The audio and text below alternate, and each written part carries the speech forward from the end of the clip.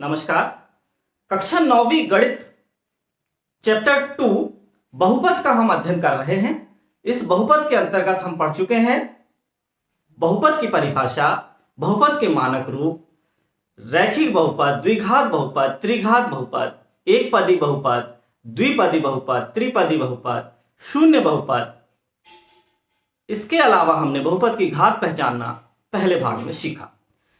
उसके बाद हमने दूसरे भाग का अध्ययन किया। दूसरे भाग में हमने सीखा बहुपदों की शून्य ज्ञात करना, बहुपदों की शून्य ज्ञात करना और प्रश्नावली 2.2। इसके बाद शेषफल प्रमेय का अध्ययन किया, प्रश्नावली 2.3। अब आइए, अब हम इस भाग नंबर 3 में अध्ययन करेंगे गुणनखंडन प्रमेय।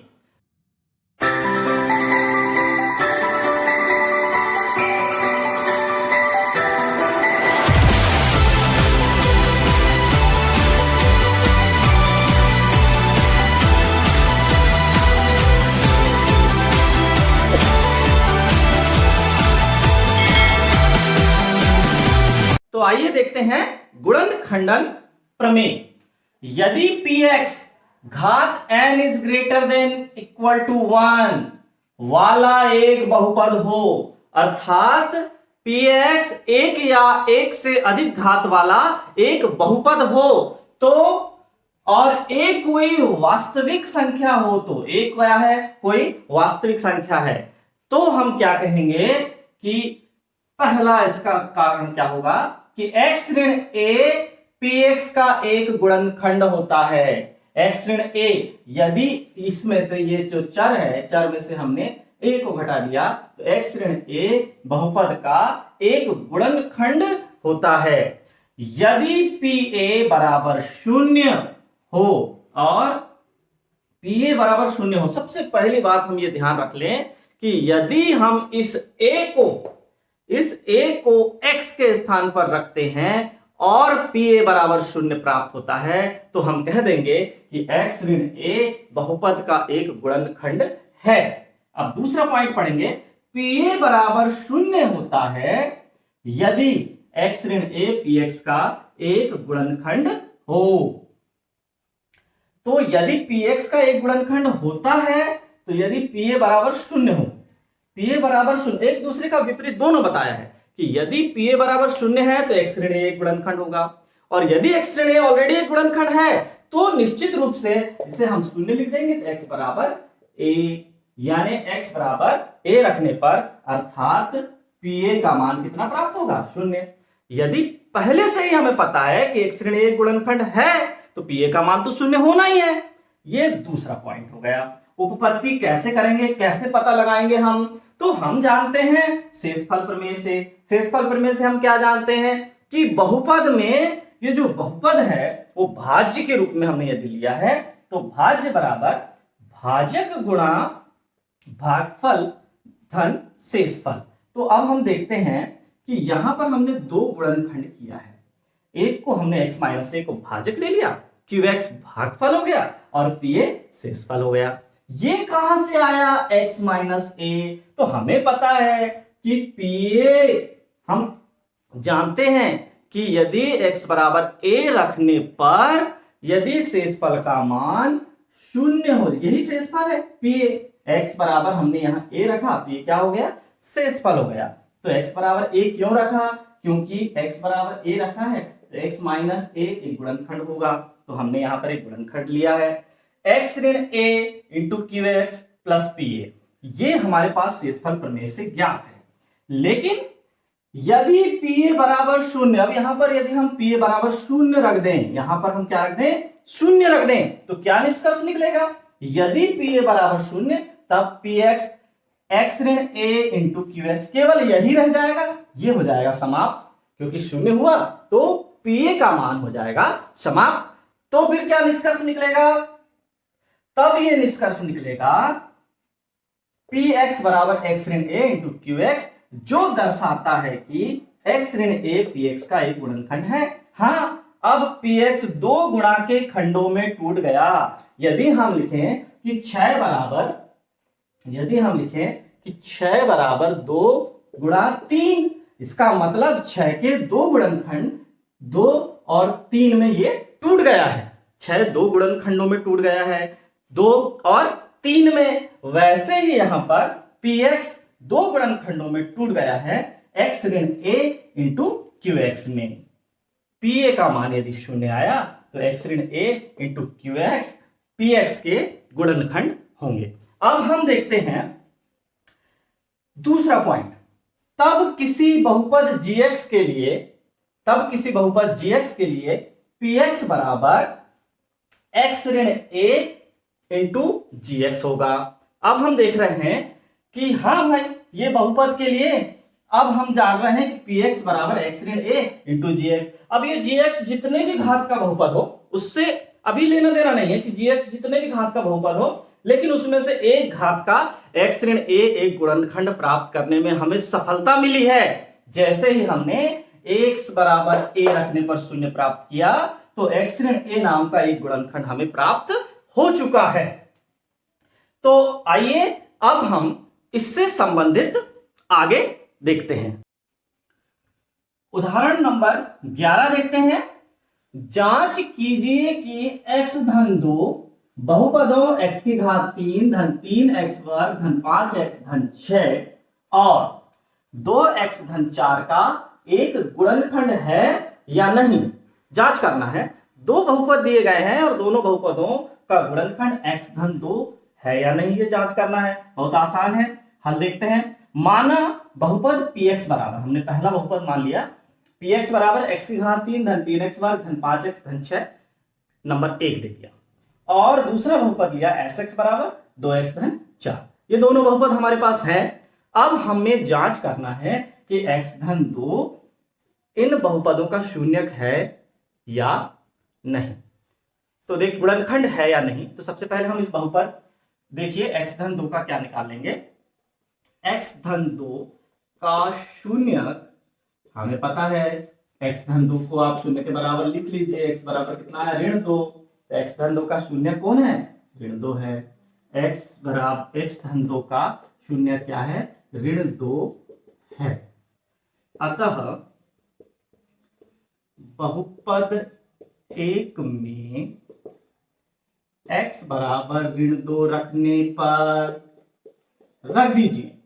बहुपद 1 में x बराबर ऋण 2 रख दीजिए, तो रखेंगे तो क्या हो जाएगा, p x के स्थान पर ऋण 2 बराबर यहां हो जाएगा ऋण 2 की घात 3 धन, ये 3 है तो 3, फिर x की जगह खाली किया, उसके स्थान पर ऋण 2, घात 2 है तो 2, फिर धन 5, x के स्थान पर ऋण 2 धन 6। केवल स्थान पर x के स्थान पर हमें बस ऋण 2 रखते जाना है। तो हमें प्राप्त हुआ कि p-2 वास्तव में क्या निकला, ऋण 2 ऋण 2 ऋण 2, 3 बार गुणा करेंगे ऋण 2 ऋण 2 ऋण 2, तो क्या हो जाएगा, ये हो जाएगा ऋण ऋण ऋण 3 बार होने से ऋण, और 2 दूनी 4 दूनी 8, ऋण 8 आया, यहां पर आया ऋण 8।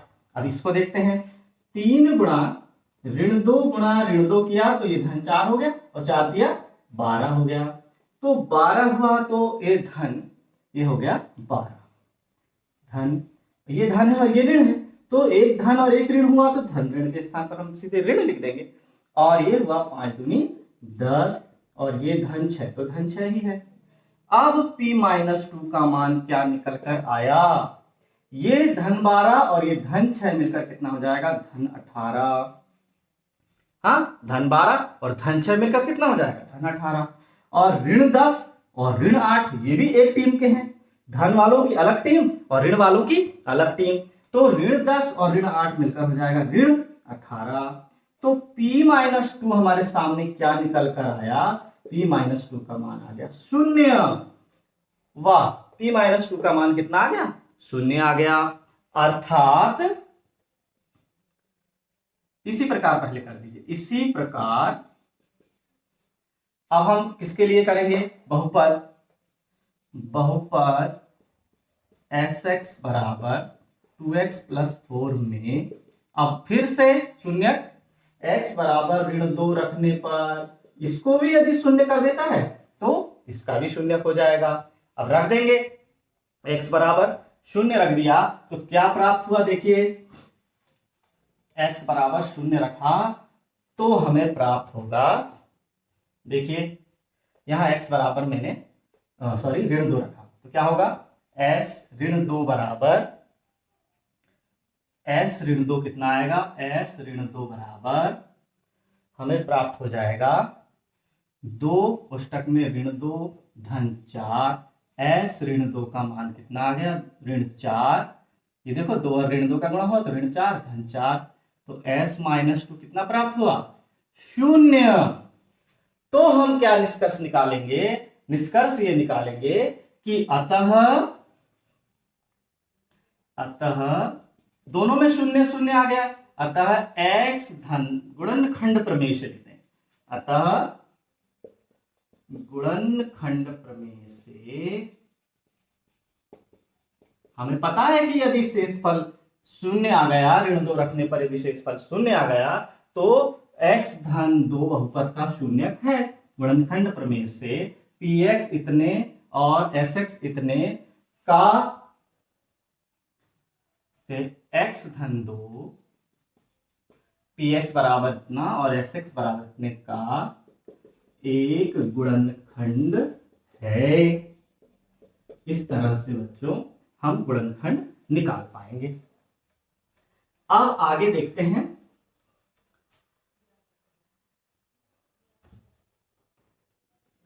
अब प्रश्नावली 2.4 में पहला प्रश्न लेते हैं, बताइए कि निम्नलिखित बहुपदों में से किस बहुपद का एक गुणनखंड x धन 1 है, किस बहुपद का एक गुणनखंड x धन 1 है। तो आइए इसका पहला प्रश्न ले लेते हैं। पहला प्रश्न है x की घात 3 धन x वर्ग धन x धन 1, x की घात 3 धन x वर्ग धन x धन 1। अब इसे हम हल करते हैं, तो माना px बराबर x की घात 3 धन x वर्ग धन x धन 1, हमने px मान लिया। इसके बाद हमें ये पता करना है कि x धन 1 एक गुणनखंड है क्या नहीं, तो सीधे लिख देंगे x धन 1 का शून्यक x बराबर ऋण 1 बहुपद में रखने पर, रख दीजिए का शून्यक x बराबर ऋण 1 बहुपद में रखने पर यदि शून्य आया तो हम कहेंगे कि बहुपद का गुणनखंड है, और यदि शून्य नहीं आया तो बहुपद का गुणनखंड नहीं है। तो देखते हैं, यहां पर रख दीजिए इसको, हम px बराबर x की घात 3 धन x वर्ग धन x धन 1 में हम x बराबर ऋण 1 रख देंगे, तो p माइनस 1 बराबर, ये देखिए x की जगह खाली किया मैंने, x की जगह को खाली कर दिया ये, और x की जगह में कितना रखना है, ऋण 1 ऋण 1 ऋण 1, इस तरह से रख दिया। अब p माइनस 1 बराबर हुआ ऋण 1 की घात 3, मतलब ऋण 1 गुणा ऋण 1 गुणा ऋण 1, तो ये देखिए कितना हुआ, 1 1 1 1 हम 1 और 3 बार ऋण होने के कारण ऋण विषम बार ऋण है तो ऋण आएगा, सम बार ऋण है तो धन आएगा। अब ये हुआ ऋण 1 और फिर ऋण 1 की घात 2 है तो सम बार है, मतलब धन 1, फिर से ये एक ही बार है तो ऋण 1 और ये धन 1, तो p माइनस 1 बराबर हुआ ऋण 1 धन 1 0, ऋण 1 धन 1 0, ये पूरा हो गया 0। चूंकि p माइनस 1 का मान शून्य है यानी x माइनस 1 एक गुणनखंड है, तो हम लिख देंगे कि x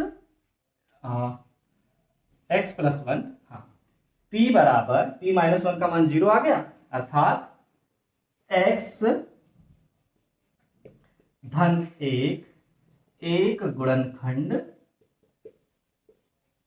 है, बहुपद का एक गुणनखंड है।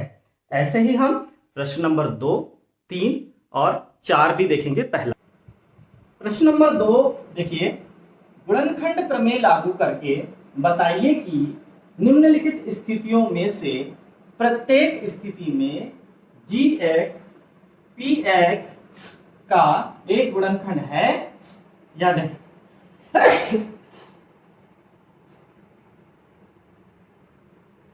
तो देखिए px हमारे पास दिया है 2x की घात 3 धन x वर्ग ऋण 2x ऋण 1, और gx भी दिया है x धन 1।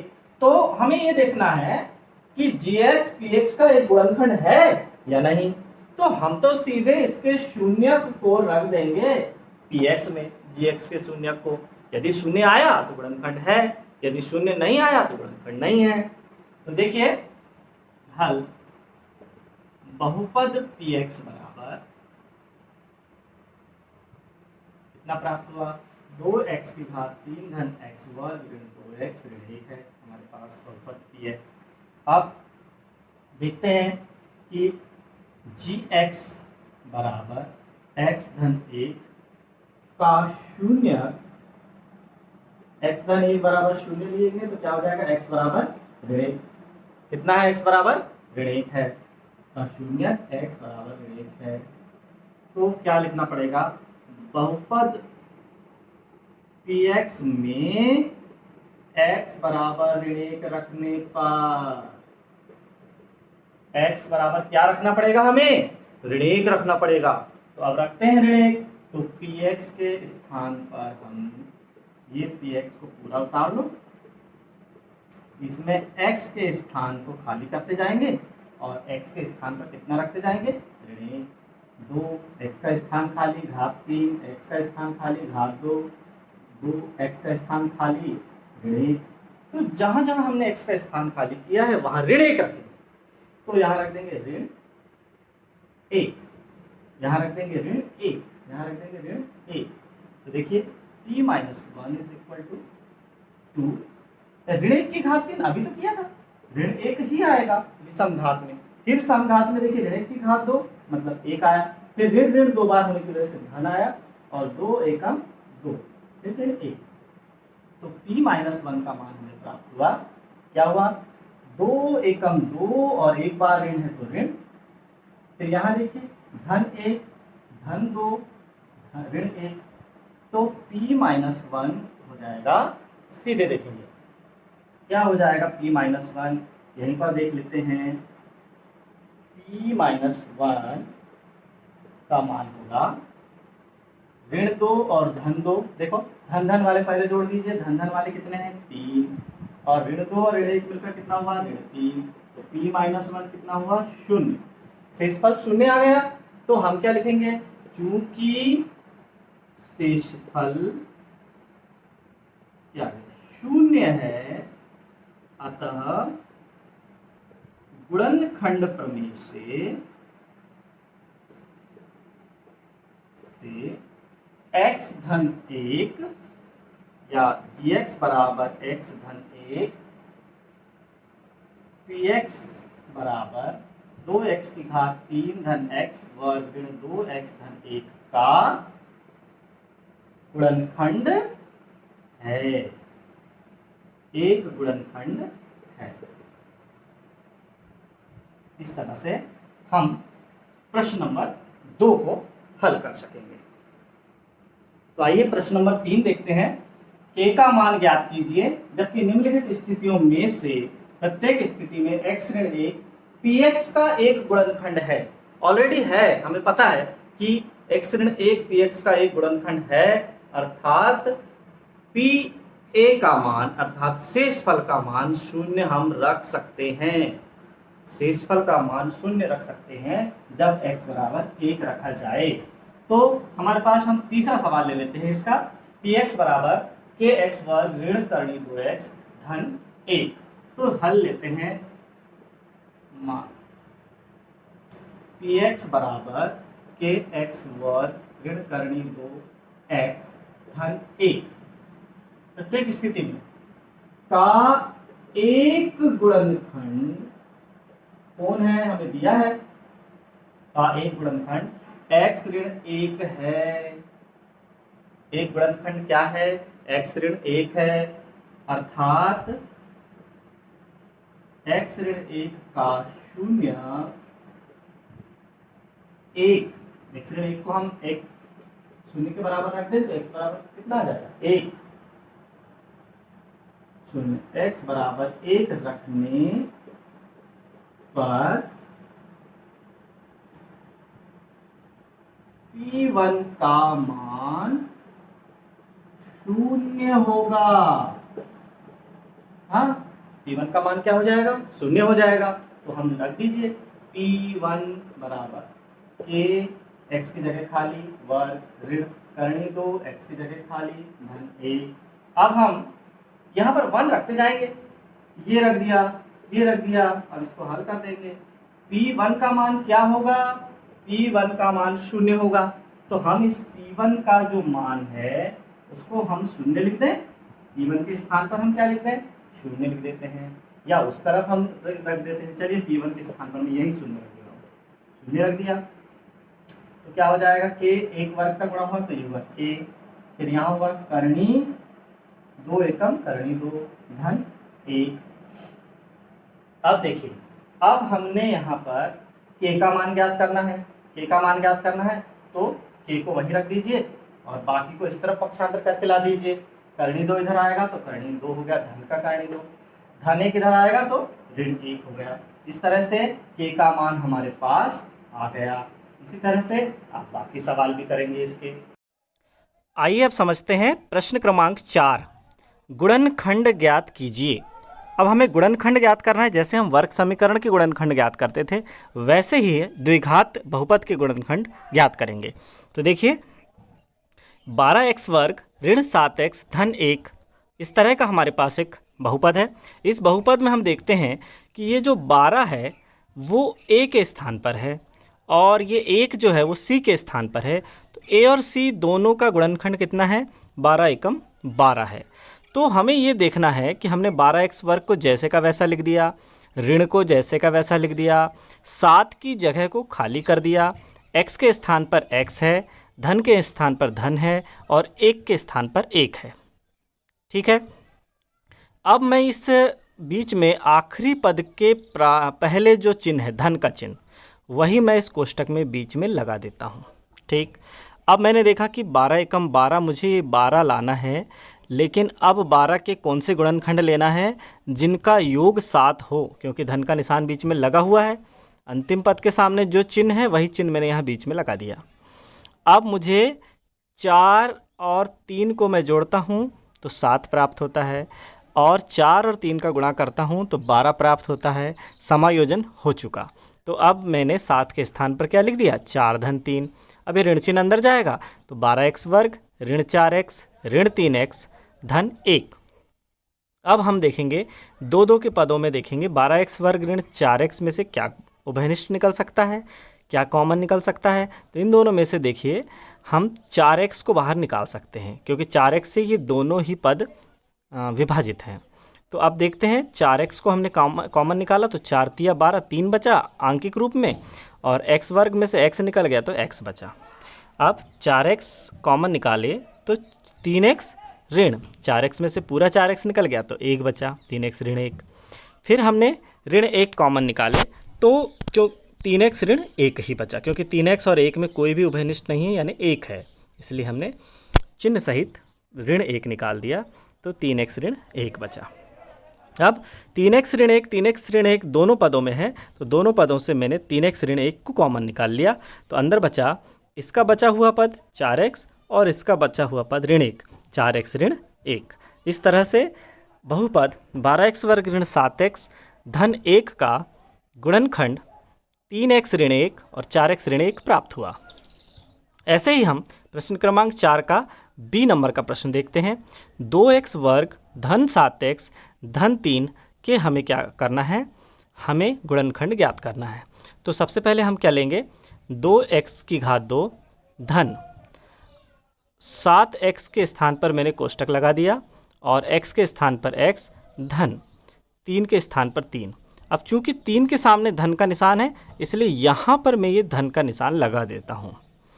अब हमें a और c का गुणा देखना है, कितना है? 2 और 3 का गुणा कितना है? 6 है। तो हमें धन का निशान यहाँ लगा देना है और सोचना है कि ऐसी कौन सी दो संख्याएं हैं जिनका योग 7 है और गुणा 6 है। तो जैसे ही योग 7 और गुणा 6 की बात आई तो 6 एकम 6 हम कर लेंगे, तो 6 और 1 का गुणा हो जाएगा 6 और 6 और 1 का योग हो जाएगा 7। तो इस तरह से फिर हमने x को अंदर लाया तो 2x वर्ग धन 6x धन x धन 3 प्राप्त हुआ। फिर इन दोनों पदों में से 2x कॉमन निकल गया तो अंदर बचा x धन 3। इन दोनों पदों में से 1 कॉमन निकल गया धन 1, तो अंदर बचा x धन 3। x धन 3 x धन 3 दोनों पदों में है तो x धन 3 को मैंने निकाल लिया बाहर, अंदर बचा 2x धन 1। इस तरह से प्रश्न नंबर 4 का बी सवाल भी कंप्लीट हुआ।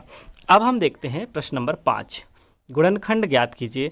अब हमारे पास त्रिघाती बहुपद है, 3 घात का बहुपद है।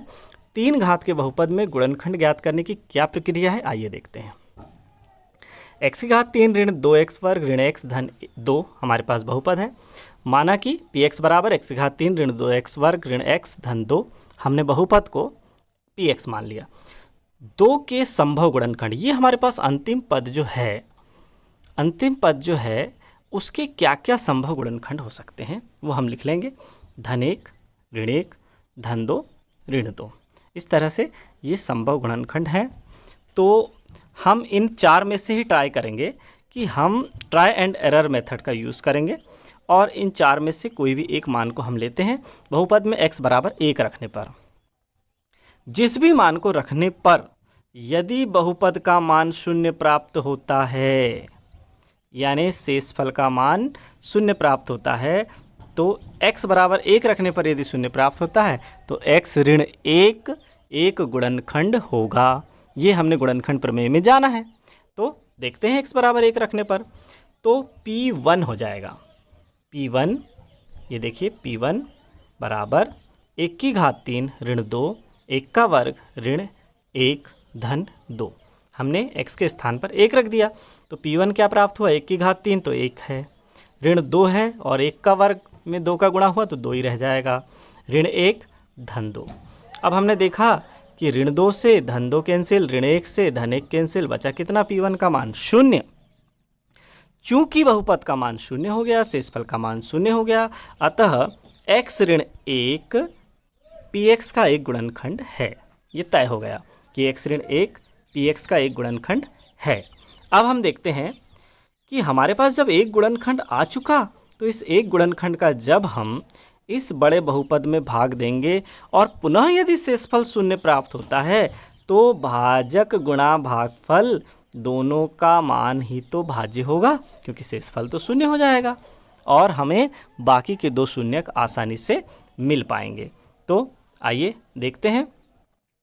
x ऋण 1 का जब हम x की घात 3 ऋण 2x वर्ग ऋण x धन 2 में भाग देंगे तो पहला पद देखिए, भाज्य का पहला पद क्या है, x की घात 3, भाजक का पहला पद क्या है, x की घात 3 बटे x जब हम करेंगे तो क्या होगा, x की घात 2 प्राप्त हुआ।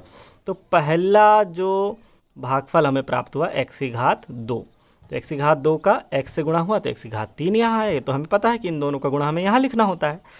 तो x वर्ग का ऋण 1 से गुणा हुआ तो ऋण x वर्ग।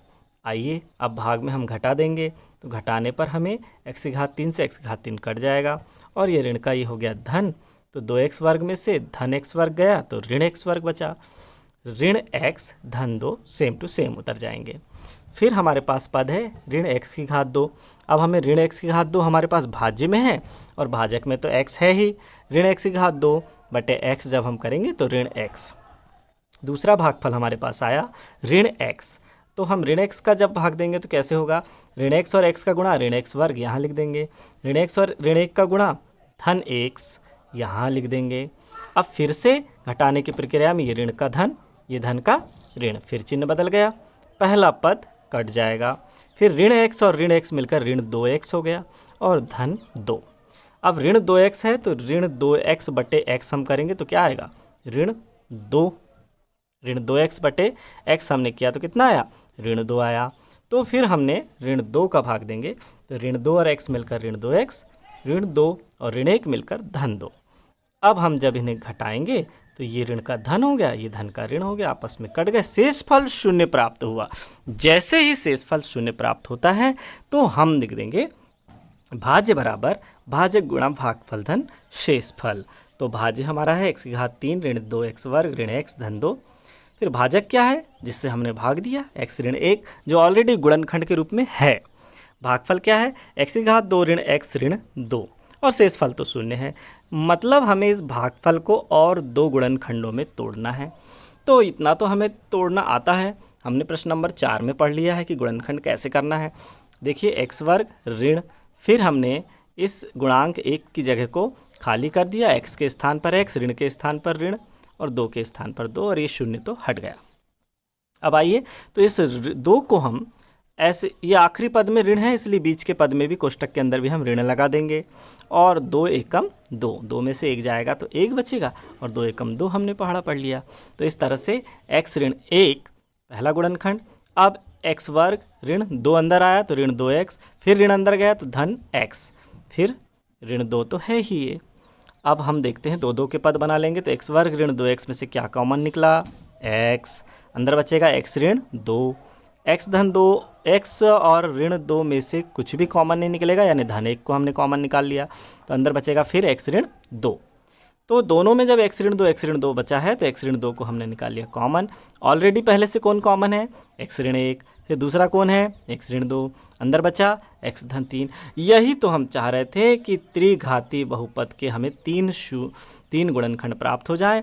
तो त्रिघाती बहुपद x घात 3 ऋण 2x वर्ग ऋण x धन 2 के गुणनखंड x ऋण 1, x ऋण 2 और x धन 1 प्राप्त हुए।